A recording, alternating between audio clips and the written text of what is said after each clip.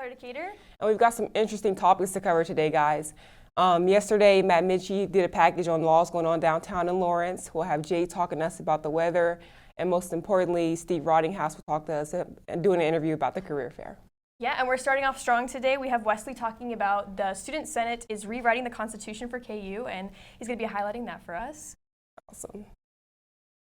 All right, so yesterday on KUJH, Matt Mitchie did a package about laws going on downtown and new hours changing. COVID was kind of making things, be on the rocks, but hours and everything are getting back to normal.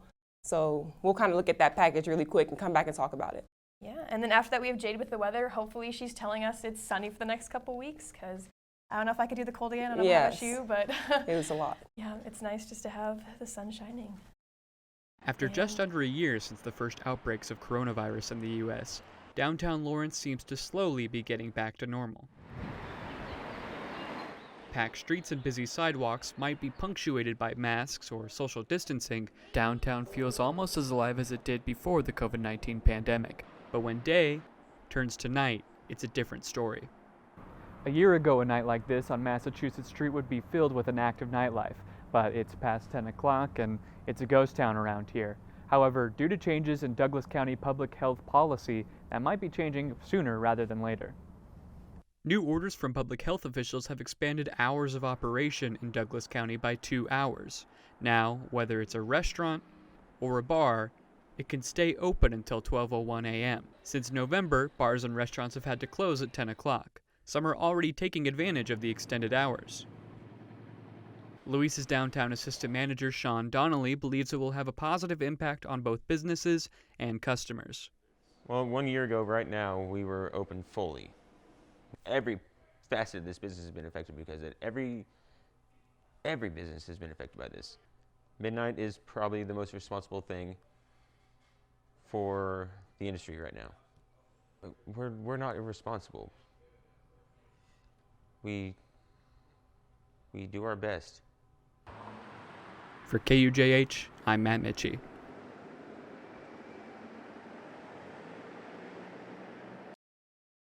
So as you can see from that package, it'll be very interesting and exciting for things to get back to normal. I know I've kind of missed going out a little bit at normal times. What about you? Yeah, it's definitely not the same. The lights are nice and stuff like that, but it's still like everything else is just not as normal. Definitely. And that'll kind of cover everything for today. We will go to our interview next with Steve Rottinghaus for the career fair, so please stay tuned for that. For students searching for a way to stay active in an outdoorsy way, the City of Lawrence has bike trails running in every direction, and with the new bike share program, we can stay in shape as we tour the sights of our beautiful city.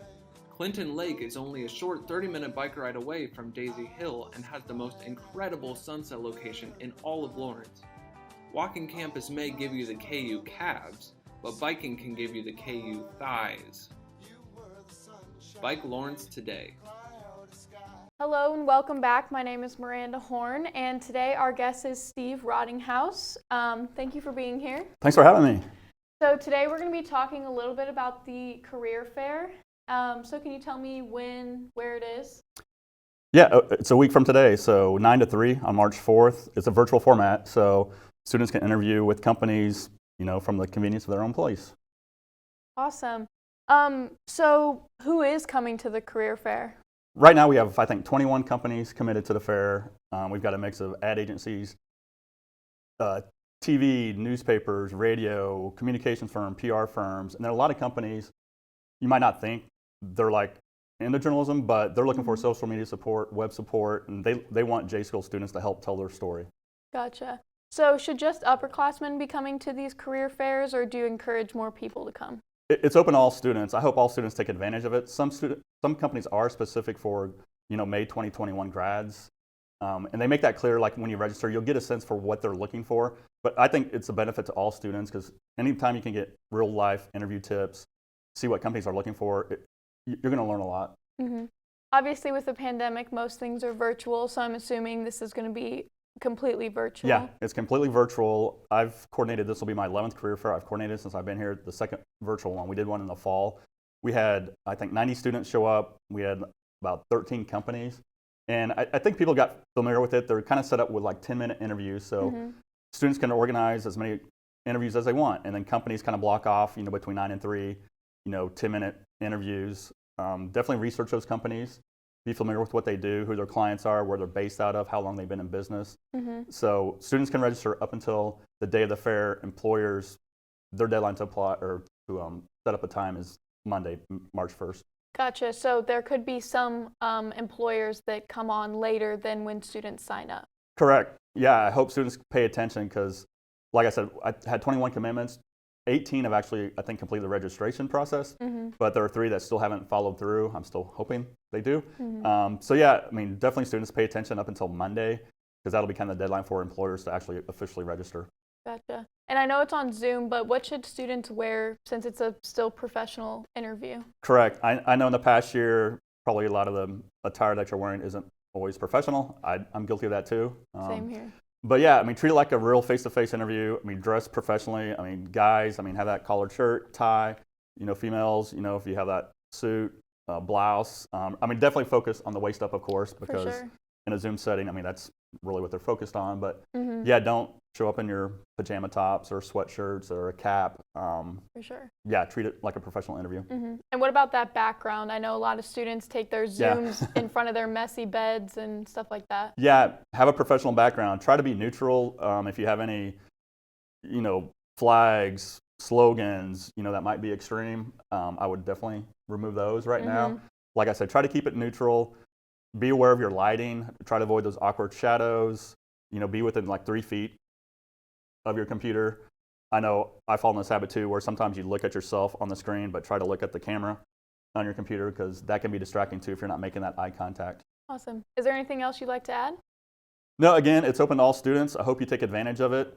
I know a lot of these companies are getting comfortable with the virtual format. I really hope, in the fall we can start having more face-to-face because I think a lot of these companies are craving that face-to-face interaction with students and prospective talent. I know I am. But yeah, it's a great opportunity for all students. Okay, awesome. Well, thank you for being with us today. Don't forget that the career fair is on Thursday, March 4th from 9 a.m. to 3 p.m. And we'll be back after this break with Wesley.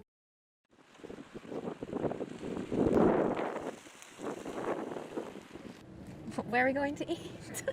What do you guys want to eat? Something fast, maybe. Peyton, what do you think? Chick-fil-A, maybe? Yeah, let's something drive-through. Yeah, Drive through. Let's drive through Chick-fil-A. Sure.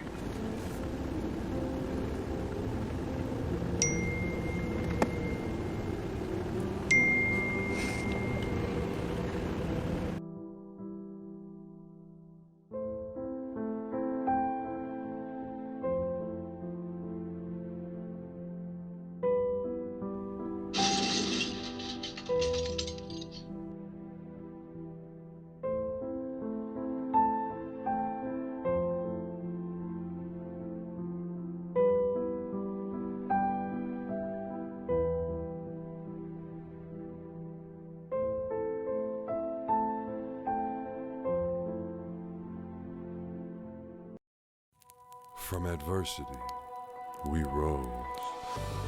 We made history and became pioneers, voyagers, champions, Jayhawks. And when our chant rises, haunting and hallowed, Jayhawks are telling the world what's near. Victory. Good morning. My name is Wesley Cudney, and I would like to talk to you about an issue that has received zero attention from student media in the past year it has been happening. Our student government, Student Senate, has been attempting to rewrite and replace its entire founding document, the Student Senate Rules and Regulations, or SSRR. Now, SSRR and Student Senate Rules and Regulations are very clunky names. So for today, I'll call it the Student Senate Constitution, because that's effectively what the Student Senate Rules and Regulations is. According to the framer of the new Constitution, retired law senator Trey Duran, the last time the Senate Constitution was rewritten was in 1983, and naturally did not have the internet or technology in mind. Duran said his main goals were simplicity and undoing the consolidation of power that has occurred in the past few years. But turning a 150-page document into a 40-page document has some complications. In the rewrite, Senate prioritized using simplistic language. Simplistic language that Student Legal Services attorney Bill Lazeller had this to say about. But if you, again, just my general concern is if you were to adopt this, I think the Senate's giving up considerable power that it already has with no guarantee it's ever going to get it back. Aside from the potential consequences of simplistic wording, the new Constitution makes other major changes as well. For example, the University Affairs Committee becomes the Student Services Committee. Unelected Senate executive staff members won't even be allowed to speak to the Student Senate. Oh, and they created an entire student circuit court that already went into effect and was never reported on. Yeah, the Elections Commission was dissolved, and instead we now have a trial court and an appeals court, with the trial court running the elections. And only 2 weeks ago, Senate appointed its first justice, which wasn't reported on by the UDK, of course. But don't worry, the judicial reforms are the only part of the new Constitution in effect right now, since Senate voted to table the new Constitution until it was fully written sometime this semester. Yes, they nearly adopted a half-written constitution. Another major change is the removal of all organization senators except for the Housing and Greek Life senators. So the Asian American Student Union, the Latin American Student Association, the First Nation Student Association, and the Black Student Union will all lose their student senate positions. Whether you think student clubs and minority organizations should get Senate seats or not is a conversation we need to have here at KU. But right now, that conversation's not happening. There's been no coverage from the UDK about any of this, and students outside of Senate aren't even involved. We need to have these conversations. For those conversations to happen, you need to be involved. These are important issues that affect every single student at KU. From how much we pay in fees to who represents us and who gets represented. You can make your voice heard and give your opinion to Student Senate every other Wednesday at committees over Zoom, or by tweeting and emailing them. It's your choice. But that's all the time I have. If for some reason you want to hear more from me, you can find me on Twitter with @CudneyWesley or by going to the independent student news site launching next week, openkansan.com. Stay tuned after the break and we'll be back to Ben and Gabe with the news update.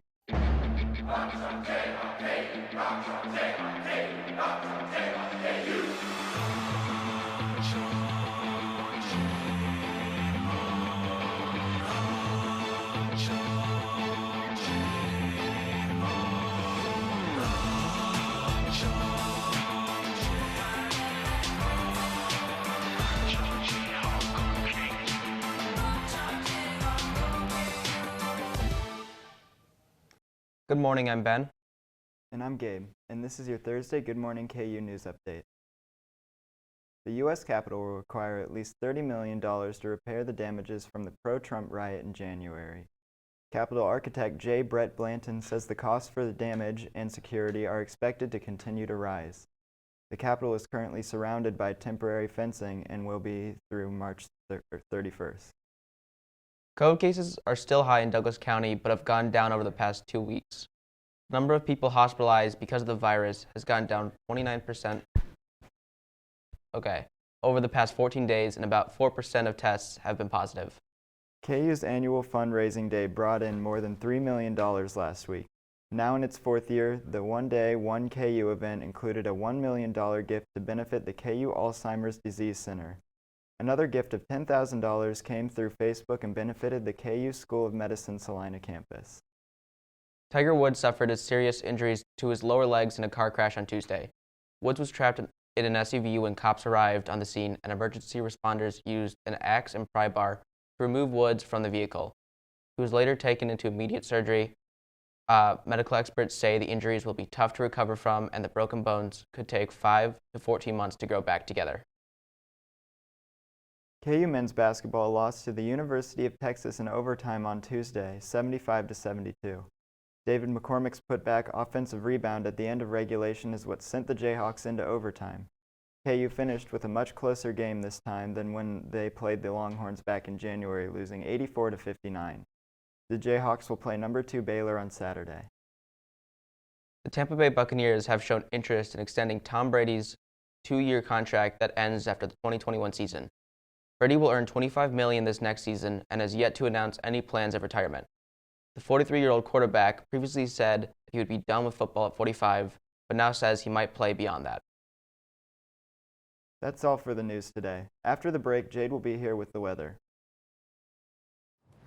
You may not hear it at first, but it's there. Our chant, rising.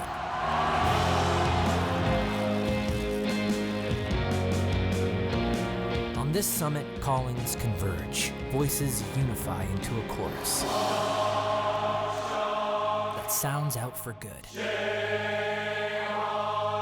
for greatness. Can you hear it?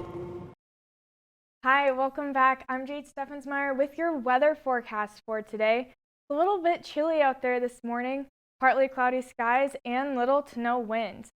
You can see on this satellite image here that there's a little bit of breaking in the clouds, but that's not going to last for very long as the clouds build throughout the afternoon. We're going to get to a high of 47 this afternoon with the sun coming out for just a little bit around sunset this evening. We're going to get down to 28 for our low tonight, partly cloudy skies once again with the wind coming from the east, 6 miles per hour. Tomorrow is going to look and feel very similar to today with a high of 50, cloudy skies and light winds. The Jayhawks play Baylor this Saturday at Allen Fieldhouse, 7 p.m. If you're walking into the game or just watching from home, it's going to be partly cloudy and 50 degrees. And then by halftime, it'll drop down to 45 degrees. We have a beautiful weekend forecast ahead of us. 62 degrees on Saturday for our high, getting down to 36 Saturday night, and then back up to 52 on Sunday. If you want to see what the weekend temperatures look like across the board, across the nation, we're going to be in the region with above average temperatures, which is going to feel pretty nice in contrast to that cold weather we've been having the last couple of weeks. And the extended forecast, it looks beautiful. We're finally getting into that spring weather ahead of us. We're going to get up to 62 on Saturday for that game day, and then headed into next week, we're going to stay in the upper 50s, lower 60s for our high, and lots of sunshine.